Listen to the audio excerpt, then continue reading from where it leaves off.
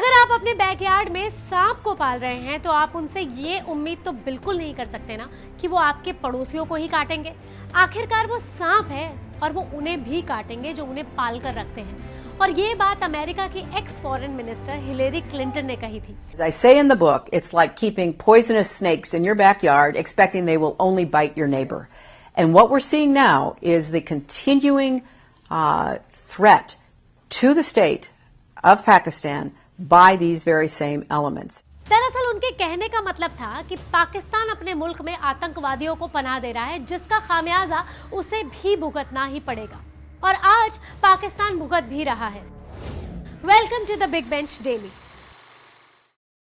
पिछले 180 दिनों में पाकिस्तान में 271 से ज्यादा हमले और 379 से ज्यादा मौतें हो चुकी हैं।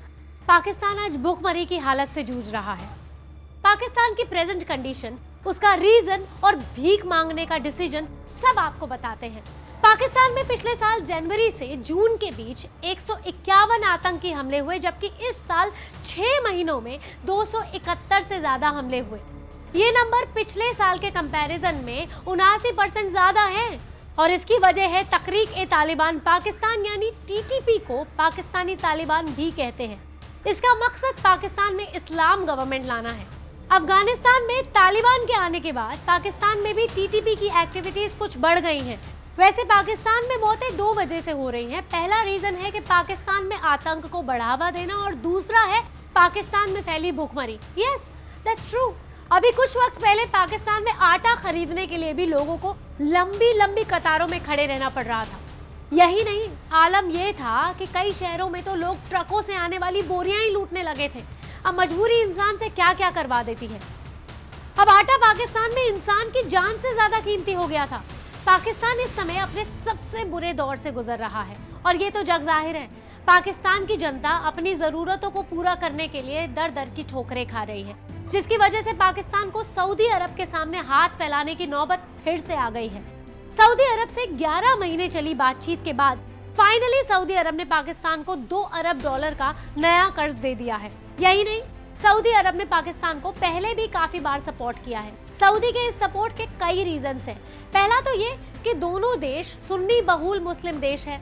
दूसरा रीजन है स्किल्ड लेबर। एक रिपोर्ट के अकॉर्डिंग 2022 में 26 लाख से ज्यादा पाकिस्तानी सऊदी अरब में नौकरी कर रहे हैं। सऊदी अरब की टोटल पॉपुलेशन में पाकिस्तानी लोगों की आबादी 10% है, which is huge, which is a very big number। इसलिए दोनों देश एक दूसरे के खास हैं। तीसरा रीजन है न्यूक्लियर हेल्प की उम्मीद। सऊदी अरब को अच्छे से पता है कि पाकिस्तान दुनिया का इकलौता देश है जो सऊदी अरब को एक इशारे पर न्यूक्लियर टेक्नोलॉजी या वेपन दे सकता है। इसलिए भी सऊदी अरब पाकिस्तान को सपोर्ट करता है। नॉट ओनली दिस, सऊदी अरब पाकिस्तान के मस्जिदों और मदरसों में भी चैरिटी करके धार्मिक आधार पर भी उनकी हेल्प करता है। सऊदी अरब के अलावा IMF यानी इंटरनेशनल मॉनेटरी फंड भी पाकिस्तान को $3 अरब का लोन देने वाला है। जहां एक तरफ दुनिया अपनी इकोनॉमी को मजबूत करने और एजुकेशन और वेपन्स को पावरफुल करने में लगी है, वहीं पाकिस्तान कर्जे में और डूबता चला जा रहा है। अब बिग बेंच पर बैठकर सोचने वाली बात यह है कि पाकिस्तान की आज की कंडीशन उनके खुद के रीजंस की वजह से हुई है। वेल, आपका इस पर क्या विचार है हमें कमेंट करके जरूर बताइए और हमारे चैनल को सब्सक्राइब करना ना भूलें।